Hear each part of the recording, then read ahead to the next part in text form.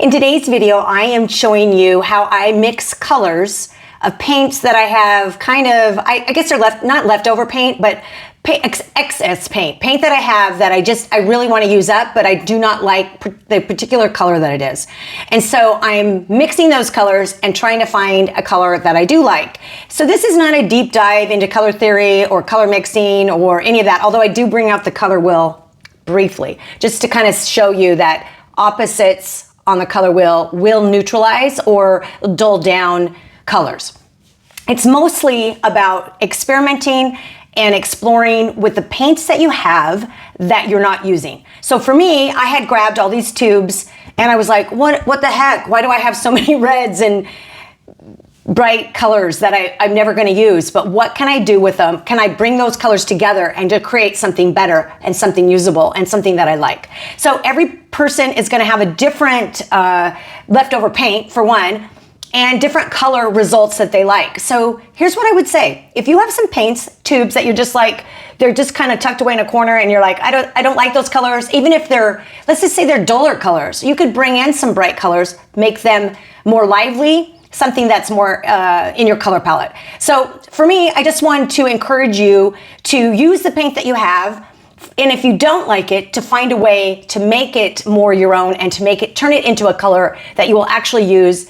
And then you never have to buy that paint again if you don't want to. So that's kind of what I'm doing. It's like, okay, I have all these extra tubes of paint. What can I do with them and how can I make them work for me in the color palette that I like, in the way that I like? So anyway, without further ado, let's get started. The first two colors I'm going to show you that I'm mixing is this Galleria Winsor Newton, what is the Permanent Rose, and then the Phthalo Green. And what I'm first going to do is just show you their colors. I'm going to put a little tiny bit of each and then just spread it so you can see what they look like by themselves. I better grab a paper towel and wipe that off. I don't usually use paper towels that much, but if I can get away from it. But here we will use it. And then here is this phthalo green color, just so you can see before we mix what they look like. They're quite bright. Green is actually got more on there than I wanted, but brighter, almost in the pink, but they're both extremely bright. And I'm gonna grab my color wheel and I wanted to show you real quick. When you have opposite, so here is green, and it's, red would be pretty much the opposite, red, violet. So I put pinkish over here too. They're gonna dull each other down anytime you work opposite the color wheel.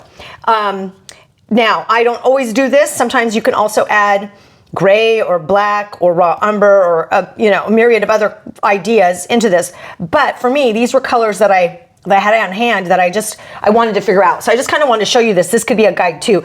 If you have some kind of blue, you might want to use orange, purple across from yellow. You have to mess around with this kind of stuff. I am no expert at the color wheel or in color theory, but I just know what I like, and there is some ways to get it. So I have these extra paints, and now I'm going to show you. Okay, so I've shown you the pink and the green. I'm going to mix on this. None of this is gessoed, so it is absorbing the paint a little bit more, but I'm going to mix the two colors on here, and then I'll put it onto the music paper.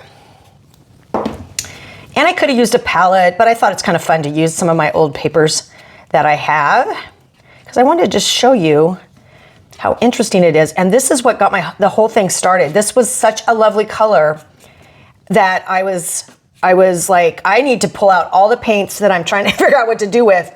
Look at that, the beautiful blue. It can be as opaque if I want to put it on thick, or as translucent if I pull down on it strongly. So strongly, I mean, if you don't leave it thick on the paper. So I think this is a beautiful color.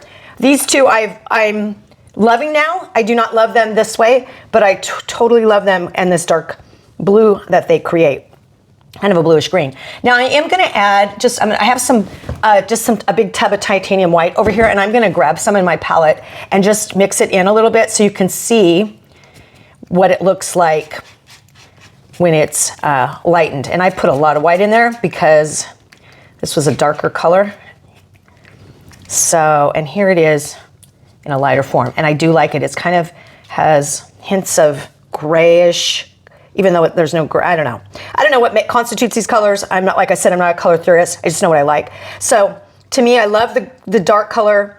The light color, I might not have added quite so much white to, because it's a little more Mimi, a little more pastel, but I like the tone of it.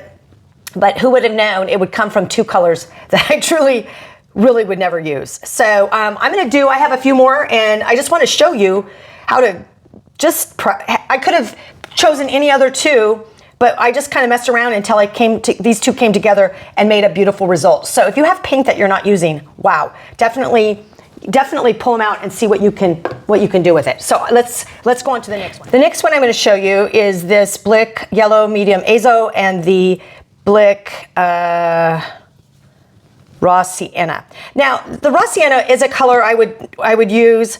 I just am kind of at the bottom. I don't know. I just have these tubes that typically don't kind of fit in. Sometimes I buy them in bulk, and so yeah, I don't always know what I'm going to wind up with. But I like the Raw Sienna of the Liquitex better than the Raw Sienna of the Blick. So that's just personal preference. So I'm trying to find ways to use it up. So let's look at the colors. I'm going to put a dab of each out, and just so you can see it, you know, I do like Raw Sienna in general. So this is a nice color, but it's not exactly the Raw Sienna that I like as much.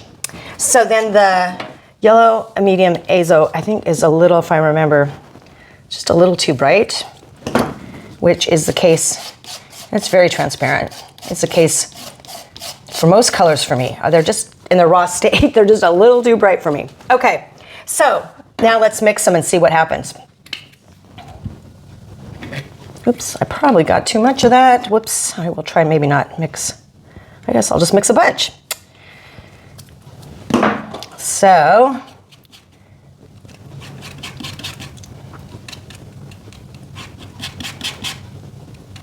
what happens is you get this kind of mustard color, which is a hair maybe brighter than I would normally like, but I really, really like it. And I can see myself using that color just because I do like a mustardy color. So just by mixing those two. And again, I can, because the paint can be a little sheer, you can pull it off and have it the music come through, or just put it on a little heavier if you want it to be more opaque. So that is, I'm going to do a little bit of each. Okay. And then I'm going to add some white. Let me get a little bit of this off, and we'll see how that looks.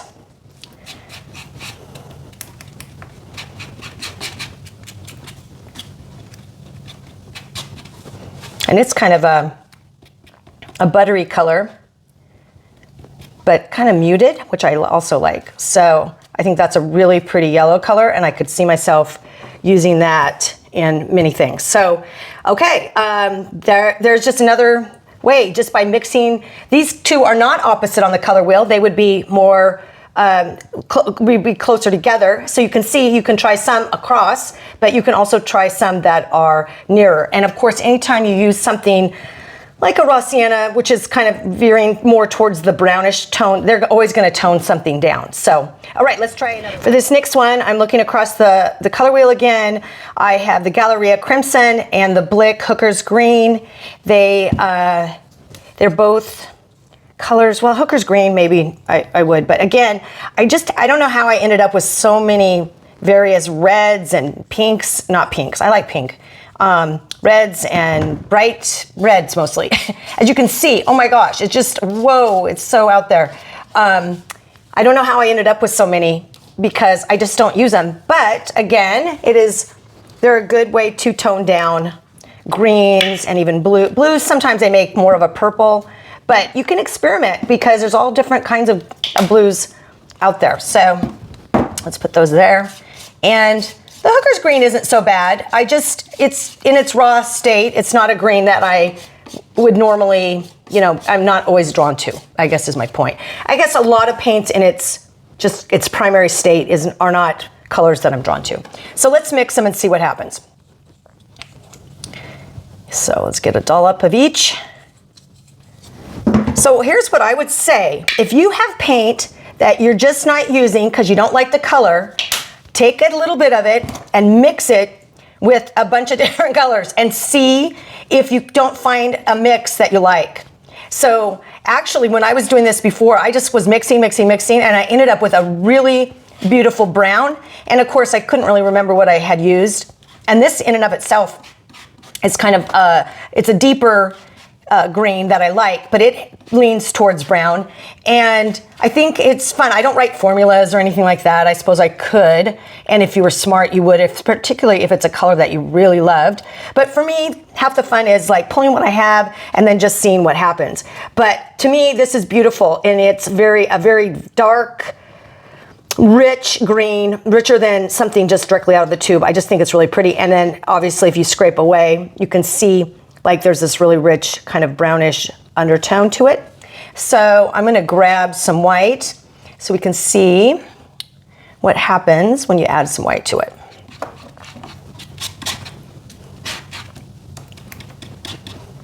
The color's just, I don't know, there's something about mixing. I know a lot of people love just using straight out of the tube, but I don't know. I have a hard time not just kind of messing around when I'm painting and seeing what happens, because it's just, there's so many beautiful variations on colors that you can find by mixing colors, even colors that you wouldn't normally think you should mix. So, oh my gosh, look at that gray. That is beautiful. That is a beautiful gray. So again, and I'm going to show you how you can be transparent if you want. So again, to me, this is another great use of colors that I wouldn't use individually, but together they make a beautiful dark green and a beautiful light gray. And of course you could add all different, I could add a yellow to this. I could, you could really start, the next one I'm going to mix 3 colors together just to show you that you could just keep going with it. But for the most part, like I'm keeping these paints together. Like, okay, I want a dark green. I know that this will make it. And I want that dark blue. I know I'm going to keep those together because these are paints I'm not using on their own. So, and I'm trying to use up, again, I have a big stash and I'm really trying to use up what I have. The last one I'm going to show you is a combination of this Blick cadmium orange hue, Amsterdam Venetian rose, and this something sap green, little tiny something bellow something. Anyway, like I said, yeah, some of these I just feel like I got to use these up. I got to see what's happening here. So let's just do a quick look-see at the colors. I'm going to try to use smaller ones since I have to show you 3. Okay, now that was really small, but that, you kind of get the gist, right? It's a bright orange, maybe a little bit transparent. Here's the pink. Okay. Pink isn't bad. I just don't reach for pink, and I certainly wouldn't reach for it by itself. I usually would mix it with something. And then here is that sap green. Okay. Just to get a peek by themselves. Okay, so let's see what happens when we mix those together. All right, let's just put a dollop of each out. Well, that might have been more than a dollop.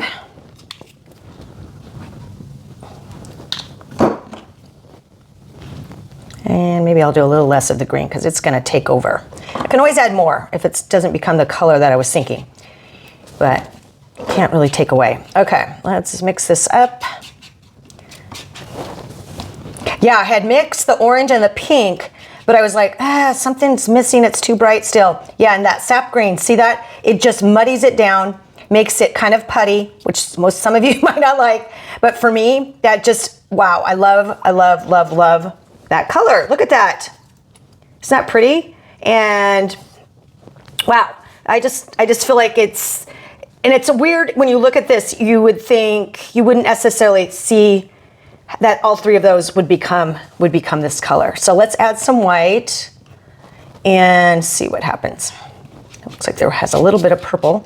I tend to dip right into my white, and so there's residual colors, but it's another thing I really don't mind, and I feel like it kind of, again, leads to, if you're a purist, you would be shocked at I'll show you what's in my white. Yikes, yeah. but I like that. Okay, and this is actually very pretty too with the white added in. Look at how it just changes the color from this to this. It just is a very soft, and you can scrape through there. So anyway, okay, that's all for today. I just wanted to encourage you to take the paints that you're not using, mix them up, see what happens. You could do this over and over again with different combinations. You could take your crimson, add it to your sap green. You could, all these, you know, you could go on and on with, there's a myriad. You could dull it down with this and this, see what that made. There's just so many different combinations that you could make, and you find the colors that you like, not necessarily what I like, but what you like. So you wouldn't necessarily take these exact same colors, because I'm guessing you don't have the exact same leftover paint that I do, or colors that you're not really using like I do. But whatever your colors are, don't be afraid just to mix them up and see what happens. Worst case scenario, this is paper is collage paper. I can tear each of those out, use those as squares in collage, tear the whole thing apart, whatever it happens to be. And it also is a way to use up things that, to me, I start feeling guilty when I have all this paint that is just sitting there half used, and I really need to I really want to use it. So for me, this is a way to use up that paint that is sitting there that is mocking me or making me feel guilty for having purchased it. So I definitely am one, and I've said this so many times, use what you have before you go out and buy anything else. Just, you know, try to use up what you have. And anyway, so that's all for today. Thanks for coming along with me on this color mixing journey, and thanks for watching, and I'll see you next time.